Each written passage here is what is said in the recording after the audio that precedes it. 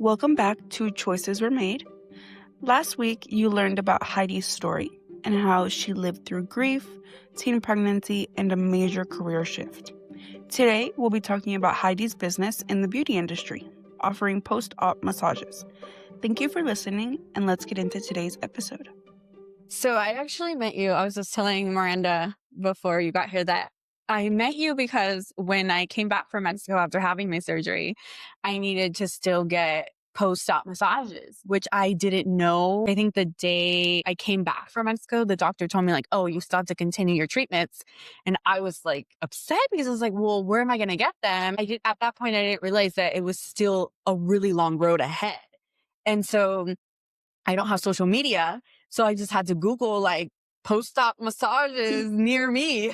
So your website actually came up and, just I'm so happy how things turned out. But the reason I was able to get into contact with you was because you had a website and most of the other people only had an Instagram and I had to book appointments through their Instagram, which I don't have. So it was impossible for me. So, I reached out to you and, you asked me like what I was looking for. And so I remember I came back and I was about, I want to say like 4 weeks post-op. And so you gave me these very painful massages that you were basically, I had all these knots all over my body from the lipo and you had to break out all the knots. And I think I was going to you like 2 times a week at that point. But I just remember like crying every single time I came to see you because I was so unhappy, with my results. And I just never thought that I was ever going to get to a place where I was going to feel like a person ever again.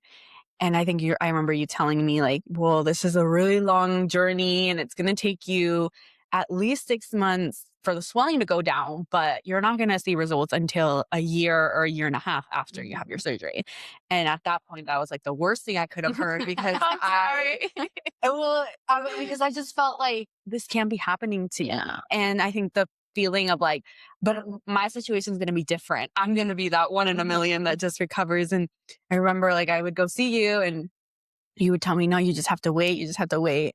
And I remember waking up February 5th on my 6-month anniversary of my surgery and looking in the mirror and I was still swollen. And I was like, oh my gosh, this was supposed to be like the moment. And I still had a really long recovery ahead of that. So you helped me through a lot of really hard times. So I really like appreciate that because in that moment when I was healing, I always kind of pictured in my head, like the people who are going to help me through this are going to be my family or my husband or my kids. But it ended up being people like you who were there for me, seeing me suffer and seeing my wounds and seeing like all of these weird, crazy things that were happening to me. And I think us having like a surgery out of the country, like you don't have that luxury to just go to your doctor and have them check it out. So I would come to you and I would be like, this looks really weird. I don't know. What did you think? And then you would kind of help me navigate between, yes, that's something serious, or no, I think that you just need to let your body heal. But how did you start your business? So my business started out of grief, honestly. I started my business in 2020 and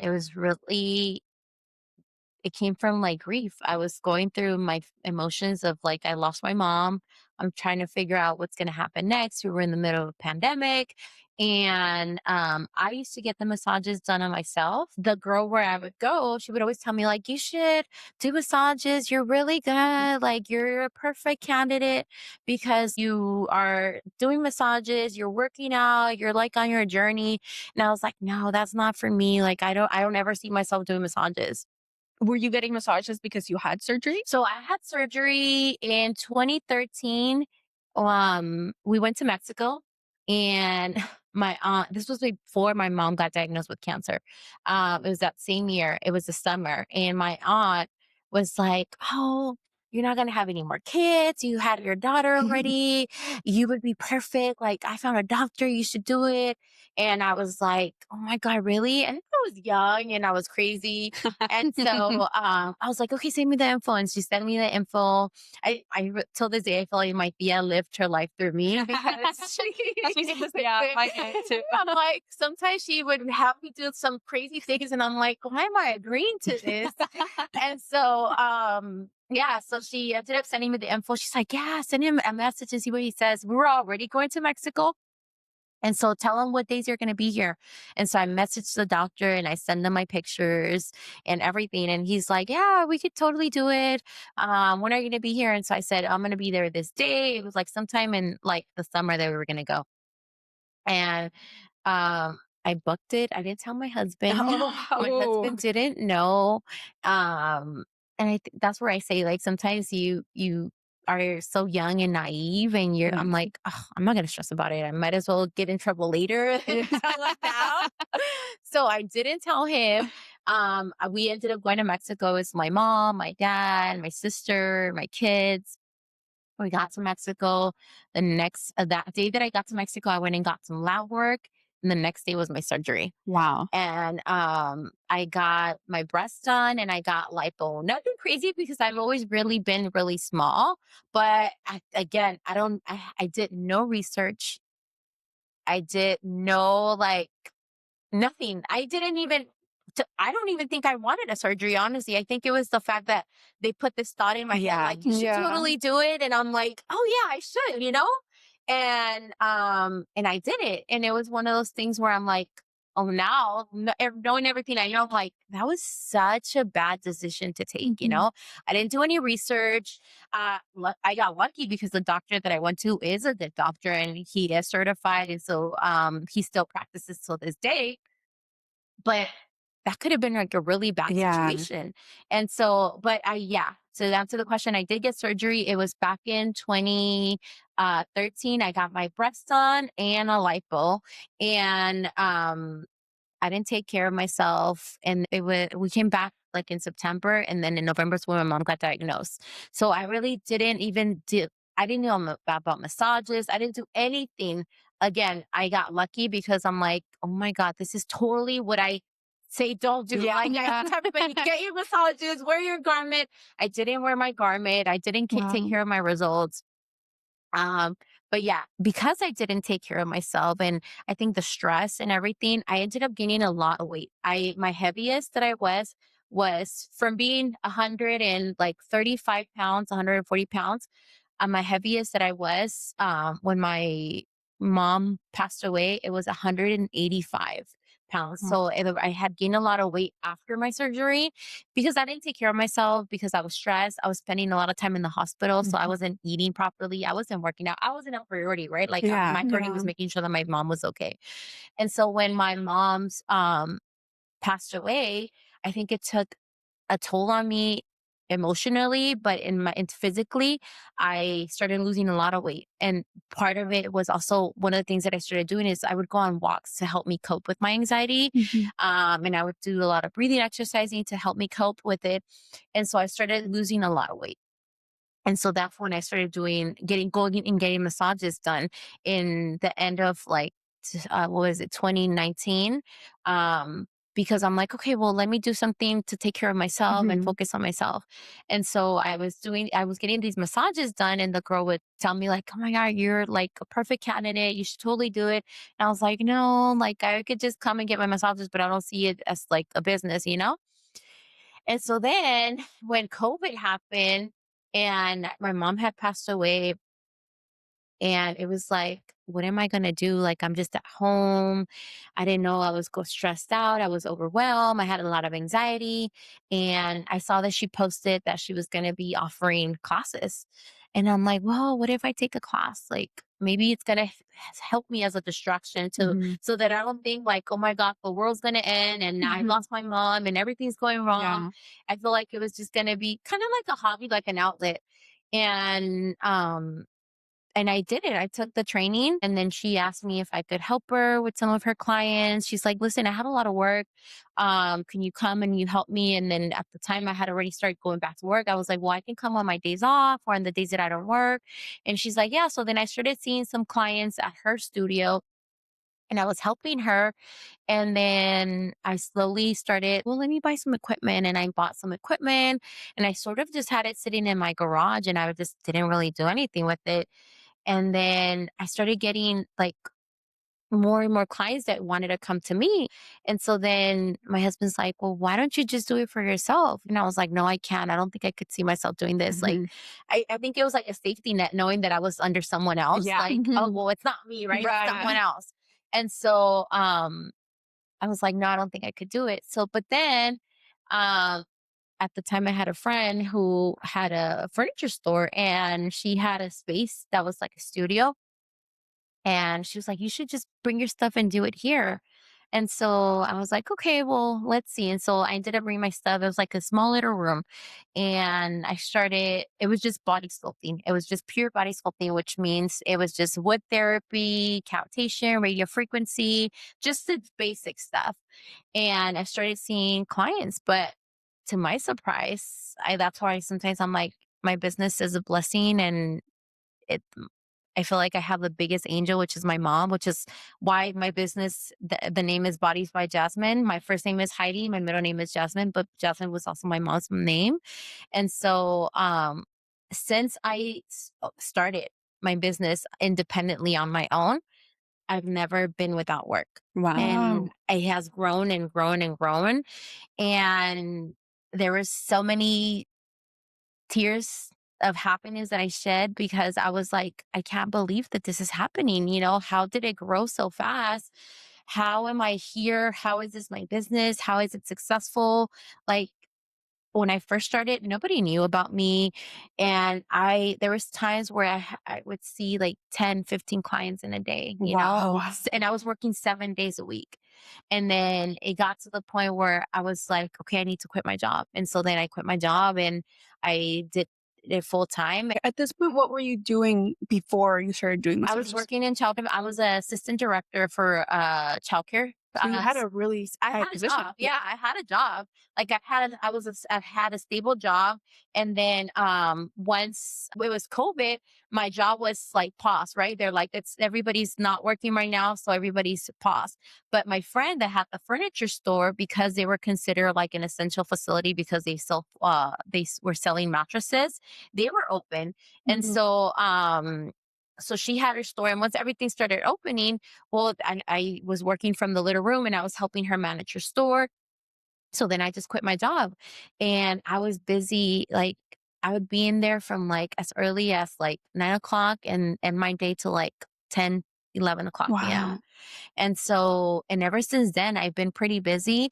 I think I'm at a position now where I have the luxury of like catering to my schedule. Like, okay, before, and I think it comes from like being a yes person, right? Even though when I first started, I didn't have a website.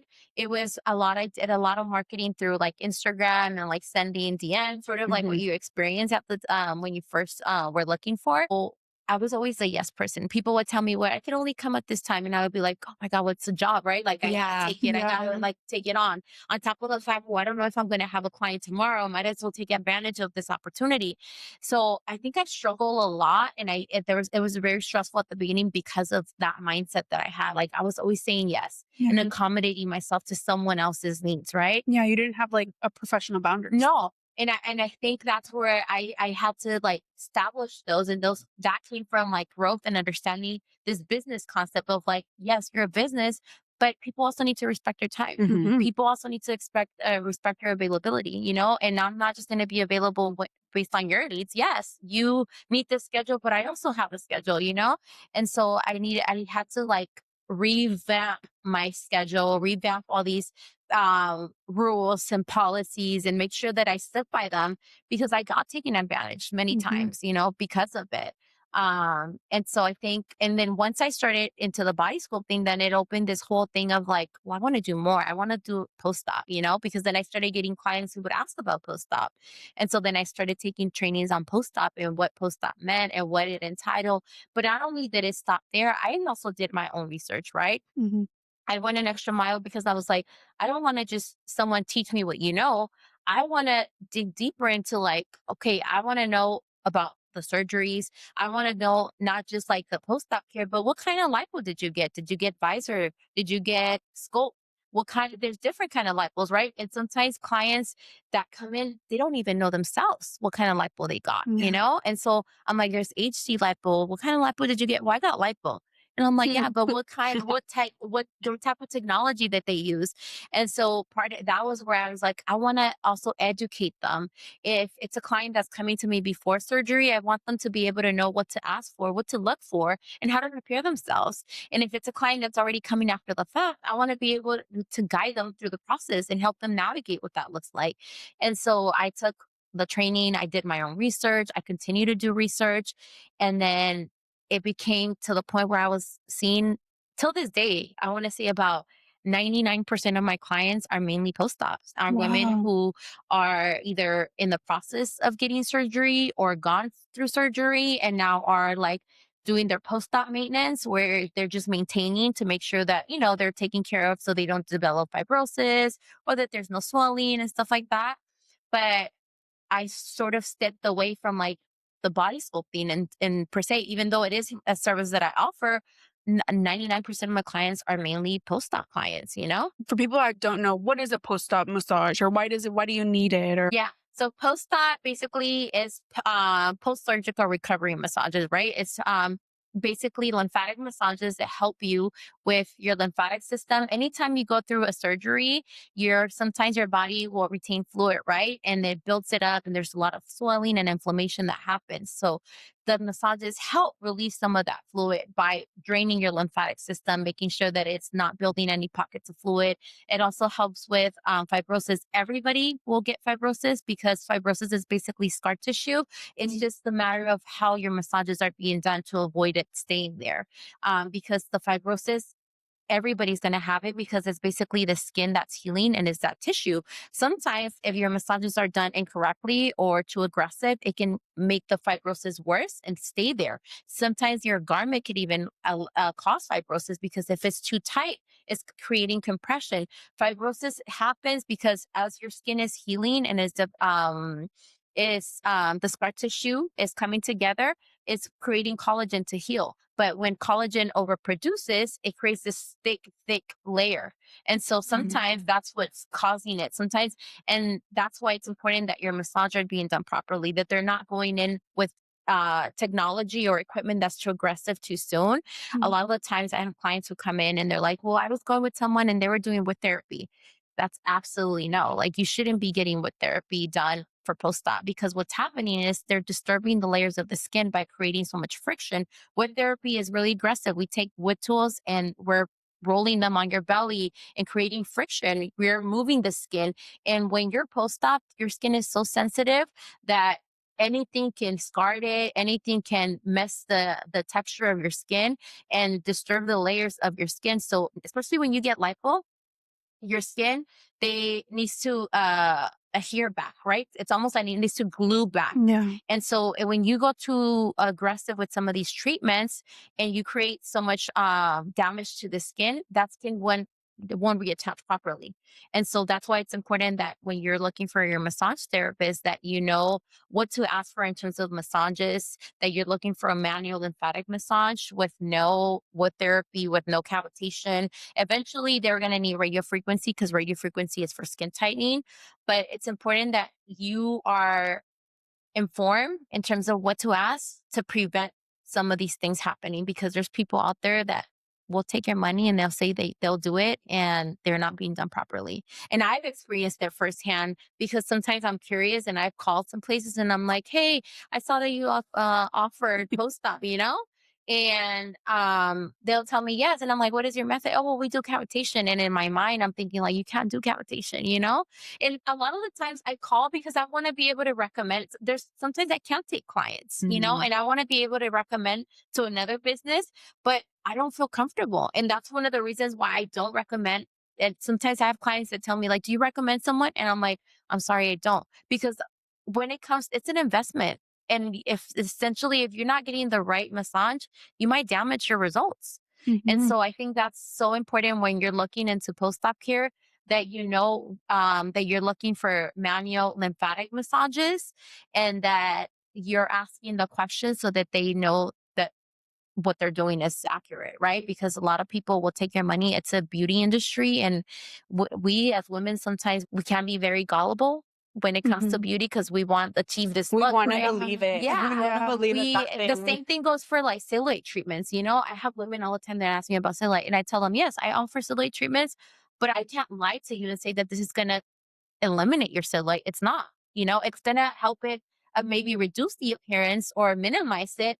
But for me to say, yeah, I'm going to take your money and then you're going to walk out of here with no cellulite, that's not accurate, you know?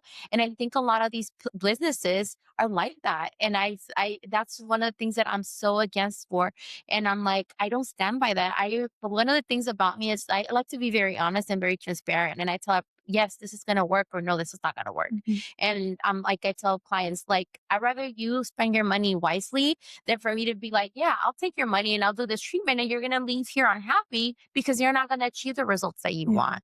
And so I think that's the main thing, making sure that you educate yourself and that you do your research when you're looking for to do plastic surgery and then when you're looking for post-op care. How do you deal with situations where perhaps one of your clients didn't obtain the best results from their plastic surgery and now they're here with you? Do you ever get the feeling that they just want you to like make it better and then you're like, there's things that maybe you can't do? I don't think that they think that I can make it better. I always, it depends, right? Like it's the time. If I have a client who's fresh out of surgery, I just tell them like, trust the process. See, but document too. I think it's important to document. I think I told you this when you were coming. I'm like, take pictures, track it, right? Because you also want to hold your surgeon accountable. Mhm. And one of the things that I also educate a lot of my clients, I'm like, take pictures. On the picture, it says the time, the date. Put an email together. Say, hey, I noticed this, and then a lot of the times they'll tell you like, yes, there's still a lot of inflammation. You're still too soon in your journey. Wait a couple months. And I say, all you want is just them to be held accountable. After a few months, if it's still there, take another picture. Be like, I know we talked about it, but I want to circle back. It's still there. I'm like, because then you're tracking your progress, right? And like, I just tell them, like, yeah, there's times where I have seen results that are not the best. And I do tell them, I'm like, you might want to reach out to your surgeon and tell them, like, is there a possibility for revision? Or I'm not 100% happy with this. I went in this because I wanted it to be more, have more confidence. And I don't, I feel less confidence. Mhm. I had a client who they burned.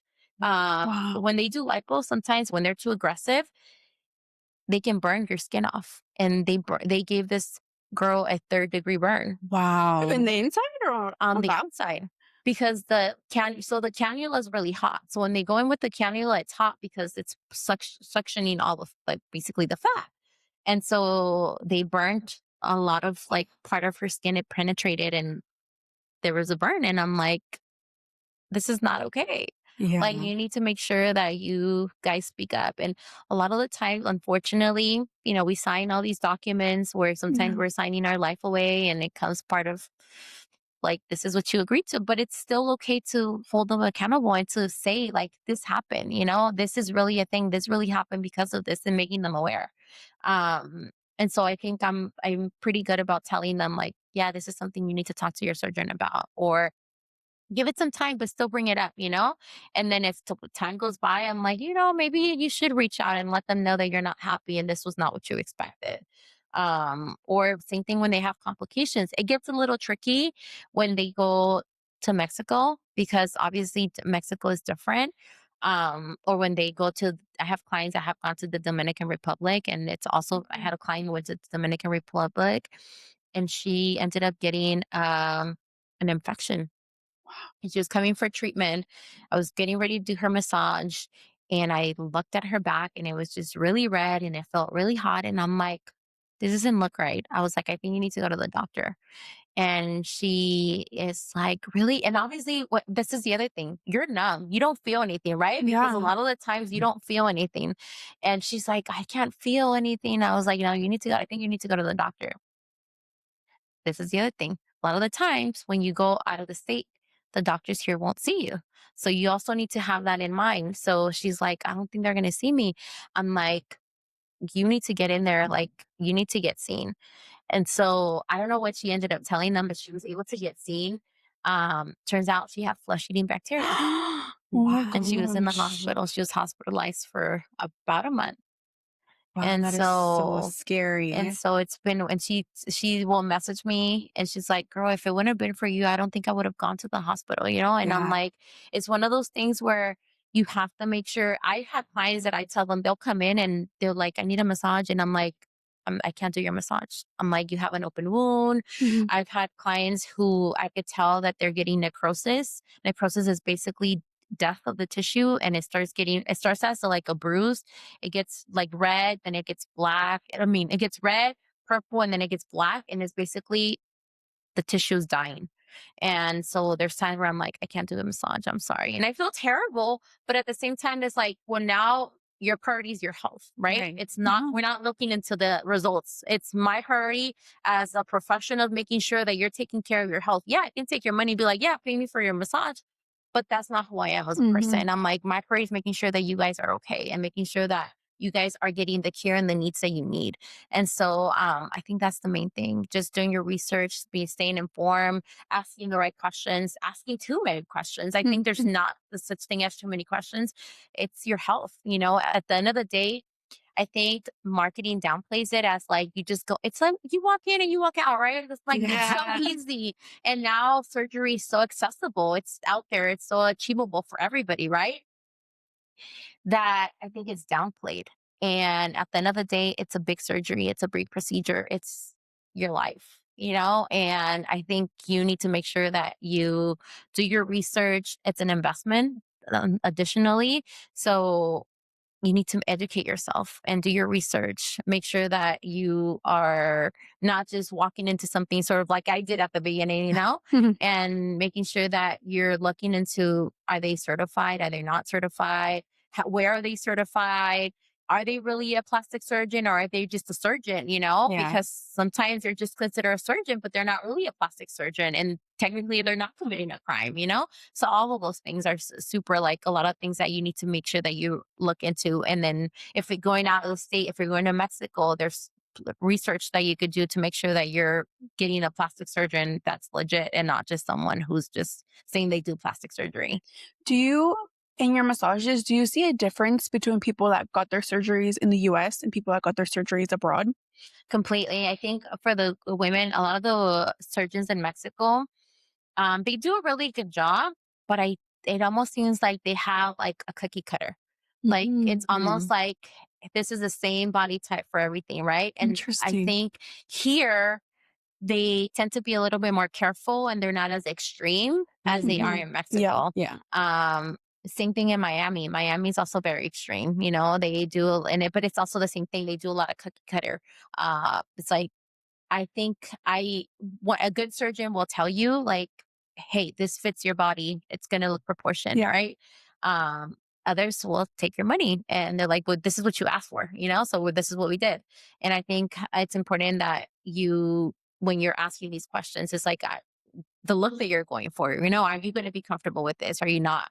But yes, absolutely. I do see a big difference between the people that get their surgeries here and the people that go out to get their surgeries elsewhere. In your opinion, where do you think you've seen the clients get the best results?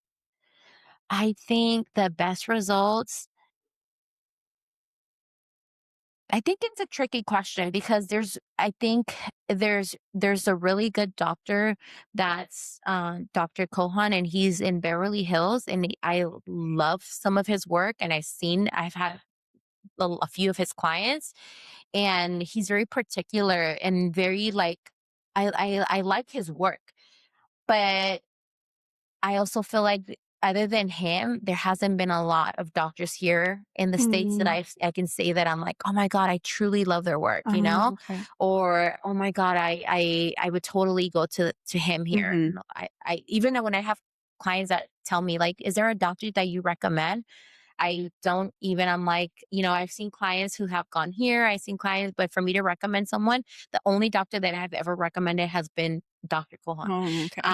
And then in Mexico, I personally feel like if I was to get a surgery, I would either go to Dr. Kohan or I would go to Guadalajara and I would go to like, there's Dr. I think is Vaca.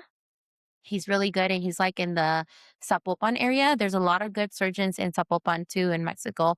But I do feel like I feel like in Mexico they have this idea of like this body type for women of Yeah. like big hips, big butt, Mhm. and small waist, you know, and sometimes that's not what fits every woman, you know? And so I think it just depends on you, what you want, and just doing your research. Do you think that like the post-op care is a lifetime that you have to keep it up? Not necessarily a post-op. I think lymphatic massages in general, because as it is, your body naturally gets swollen and Yeah. inflamed naturally without surgery.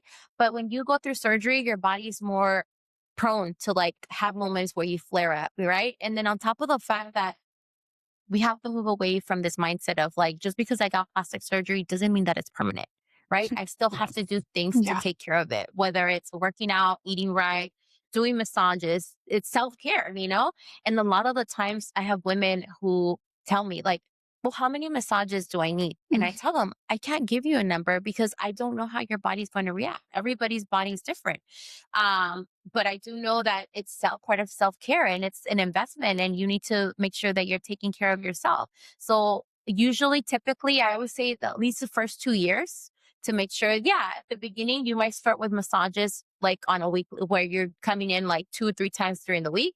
Eventually, the goal is to decrease it so that your body's doing some of these things on its own and that you learn how to self massage and you're doing some of these things at home.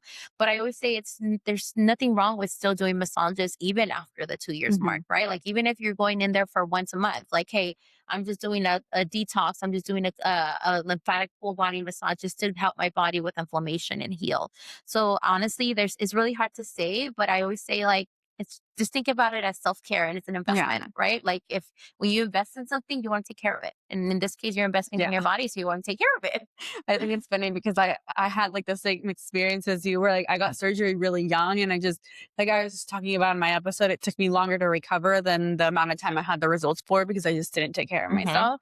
But I was also really young and I just didn't even think about it being like, okay, have surgery and then I'm good for the rest of my life. So when I started gaining the weight back, it was so hard. And this time around, because I had a tummy tuck and a breast reduction, like it's gonna be years before I mentally recover from like everything that I went through Yeah. because I had the mentality that I'm gonna have a surgery and then everything's gonna be easy breezy from here. And being like 18 months post-op and still dealing with, like you said, the flare-ups and still getting swollen. And I want it to be behind me, but I've kind of had to shift my mentality to like, this is a decision that I made that's gonna affect me for the rest of my life. It's a process. And essentially, I mean, even sometimes sometimes you don't get sensation. You know, there might be Yeah. areas, especially Yeah. with the tummy tuck, there's areas that you're still numb. You know, I've Yeah. seen clients who are like 5 years post op and they're like, I'm still numb there. You know, I'm still numb in my lower belly, pelvic area. And I'm like, it's normal. Sometimes you might get it back, sometimes you don't, you know?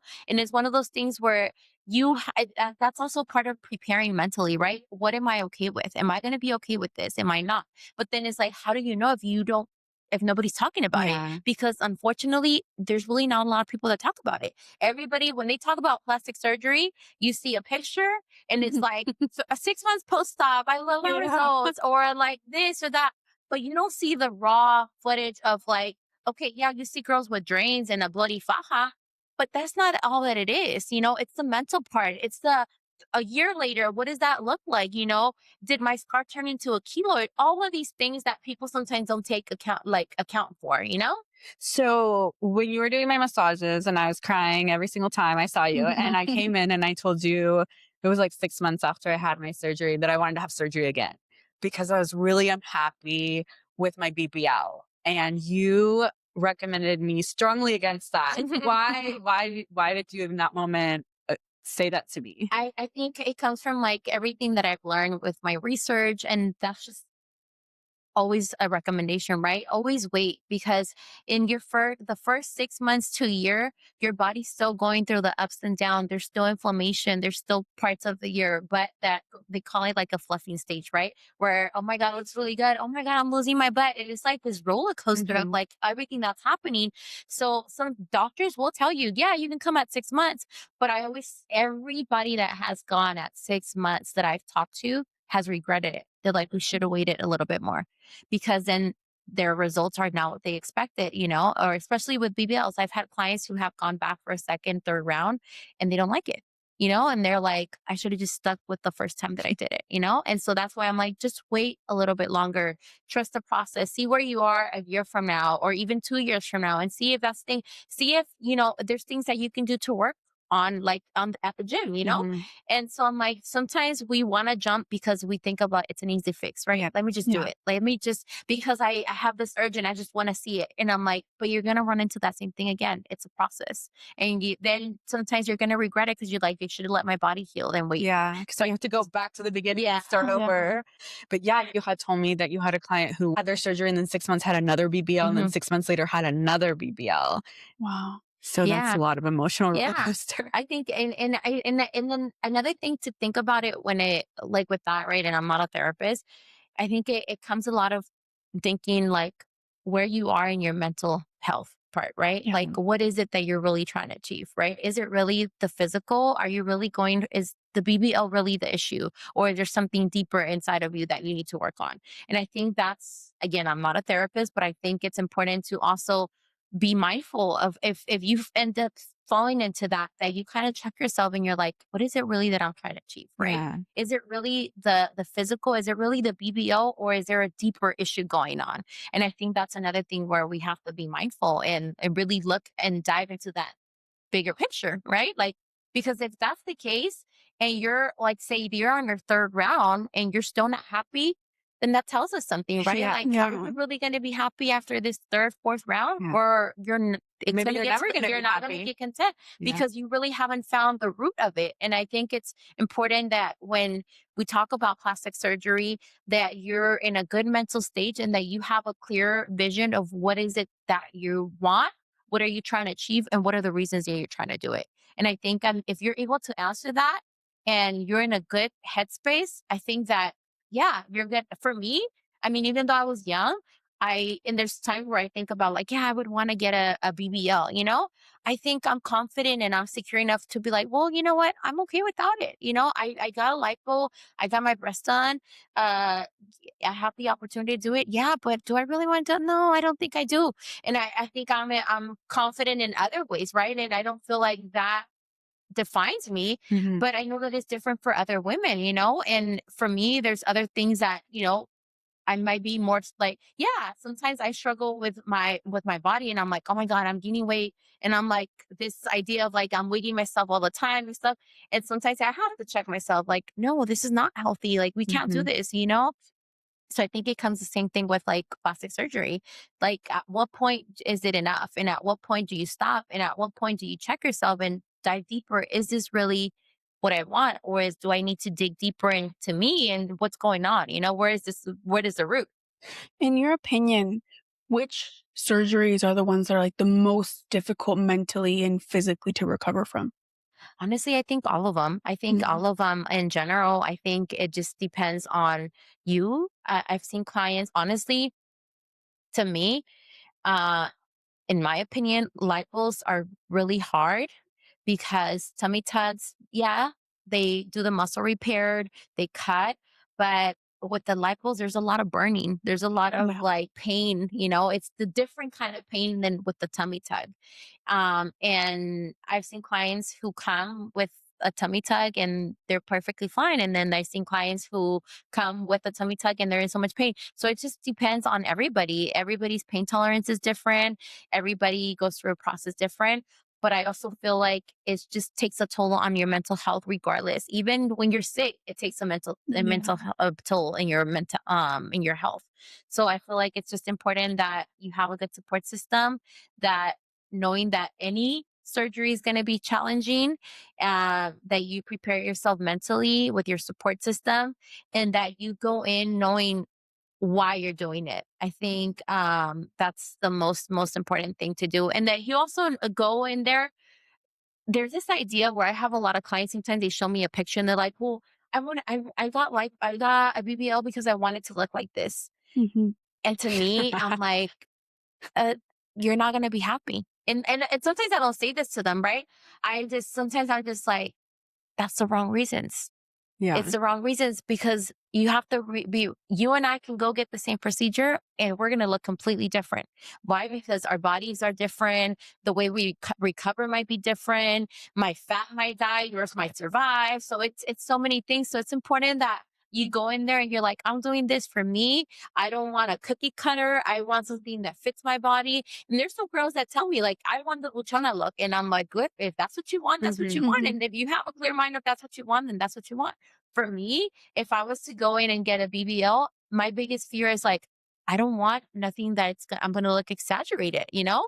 And I'm like, because I would want to wake up and be like, oh my God, like this is too much. Yeah. And, there's girls that want that. And so I'm like, and that's valid, but that just comes with like you as a person. What are you okay with and what are you not okay with, you know? Yeah. And so what would you say your primary clientels are, like age, gender? I think it's mainly women, but I've had a couple of males that have gotten lipo. A lot of them have been in the police force, and I think and they have been the older Mm. gentlemen. I think that part, it just comes from like insecurity of the younger Mhm. cops entering the field, and then they feel like I'm older. And then the other, in terms of women, I've had women of all ages. I've had women as young as like in their 20s to as old as 70, 75. So Wow. I had someone walk in with a cane, and I'm sitting there like, oh my God, like kudos to you. Get it. I'm like, oh my gosh. But I'm just like, wow. But hey, whatever suits you. And so I think it just depends on you as a person and whenever you're ready. What about ethnicities? Is it mostly Latinas? No, I had a wide range of ethnicities. I had Middle Eastern women, Hispanic women, African American women, Caucasian women. So I think a wide range. I mean, I don't think, Interesting. yeah, I think, yeah, there's taboo in many cultures. I don't think Latinas as much. I think we're pretty open about it. Yeah. But I think Middle Eastern women sometimes struggle with it, where they don't want their family to know about it, or it's a secret, and they don't want to share with anybody else. And so I mean, I think it just culturally, there's cultures that are more open about it than others. I can tell that in your business, you make it of importance to build a relationship with your Mhm. clients. How do you start by doing that? I think it just comes from talking. Everybody that comes in, I mean, like in your case, everybody's very We trauma vulnerable. bond. Yeah, you're very vulnerable. I Yeah. feel like you come at a point where, especially when it's post-op, right? You come and you're at a vulnerable stage where you're crying, where you're in pain, where you're feeling miserable, where I have to help you sometimes put a diaper, where I have to help you take off your clothes. And I always ask, do you need help? And they're like embarrassed or ashamed, like, no, it's okay. And I'm like, listen, if I'm here to help you. If you need help, just let me know. And I think once they get comfortable, they're able to open up. I have women who tell me like, yeah, my husband doesn't support me. He doesn't want to help Oh, me. Like I'm struggling, and they're sitting there crying because they're like, I don't know why I did it. I have no help, and I have to do everything, and they're just crying. And I'm just sitting there, and I'm just allowing them the space to mhm. like, okay, this is a safe space. Go ahead, vent. I understand. I can relate you. I'm here to help you. And this is what I can do. I'm sorry that you're going through this, right? And I think also moving away from this mindset, like you chose to do this, right? Yeah. Yes. Yeah, we chose to do this, but that doesn't mean that I was prepared to feel like this, right? Because nobody wants to be in pain. Nobody wants to be miserable. And a lot of the times people, when they see you going through stuff like that after surgery, they're like, well, you chose to that. Mhm. You Yeah. chose, you paid for it. So now why are you complaining? It's like, well, yeah, but this doesn't mean that I deserve to be miserable or that you don't need to support me. I think when you love someone, you should be there emotionally to help them navigate things. And essentially, you're doing this because you want to feel better about yourself. You're trying to build your confidence. You're trying to build yourself as a woman. Then I think it's important that you have those conversations, with your significant other.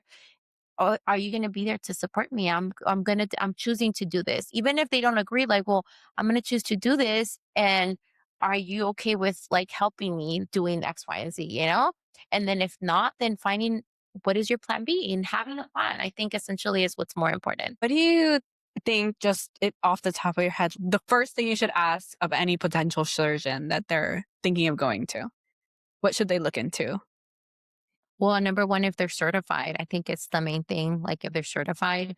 And then the other thing would be their based on their work. Like, is it what you're trying to achieve aligned with the work that they do, right? Like if you are someone, like in my case, if I'm someone that wants to get a BBL but doesn't want this exaggerated look, but I'm going to a doctor that all he does is all these exaggerated Yeah. looks, then I need to be mindful, like, okay, like chances are that I'm not going to obtain what I want there, right? Yeah. So I think it's um, looking into if they're certified, looking at the results of their clients, and not just the recent ones, but like really like looking into like, hey, I want to see a client 2 years from now. What is if it's a tummy tuck? What does their incision look like, right? Mhm. Because a lot of the times there's surgeons that have beautiful detailed incisions, and there's clients that I've seen that have incisions that are really sloppy, that I'm like, well, if this is important to you, then you need to, but like for me, for instance, when I got my breast done, for me, I was like, I don't want a scar. And I told that to the doctor. I was like, I don't want a scar. What can we do? He said, well, we could do it through the areola. And so basically he removed it, he put the implant and he closed it, and I don't have any scar. And so to me, it was like, I was big on like, I don't want a scar. But so if that's your thing, then those are the things that you have to ask. Well, I want to see what your scar work looks like, right? Yeah. Like how do your patients heal? Or if it's something that doesn't bother you, like I'm okay with having a scar that's bigger, then that's fine, right? So I think it just depends for yourself. The number one thing is, are they certified, whether it's here or anywhere else that they do, and then the type of work, that they're doing. What do you see for the future of your business? I think I want to see it grow. I love my business. I feel like it came from a place where I was going through a lot and I invested all my energy, and it's my baby because I feel like I built it from a place of grief, and it aligned with me being a caregiver, right? Like I was a caregiver for my parents, and I feel like I needed to channel this ability of like, I still want to be a caregiver for someone, right? So then I took on my clients, and my clients are like my babies. I'm like, I see them when they're so vulnerable, and then I see them like blossoming into like, oh my God, I love my results, or I'm struggling. What do you think I should do? And just guiding them and being there as a mentor. I think I just hope that it keeps growing, and I love that it's almost like a sense of a family. A lot of the relationship that I have built with my clients is just, they have just grown into like, they're comfortable enough to like send me a picture and be like, what do you think of this? Or this is happening or this.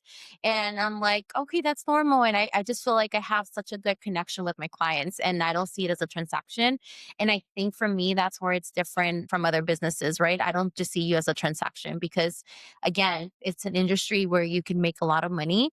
But to me, I treat everybody with like care, and I'm like, you're vulnerable. I need to make sure that you're okay. And I don't just see you as easy money. I see you as like, you're a person. I want to make sure that you're okay, not just physically, but emotionally, that you're able. And I think that's one of the reasons why I have been able to keep a lot of my clients. I've had clients that have been with me since I started my business, which has been what, like now 5-6 years. Wow. And that are still coming. So I think that just, to me, it says a lot, and I love it. I just feel like it continues to grow.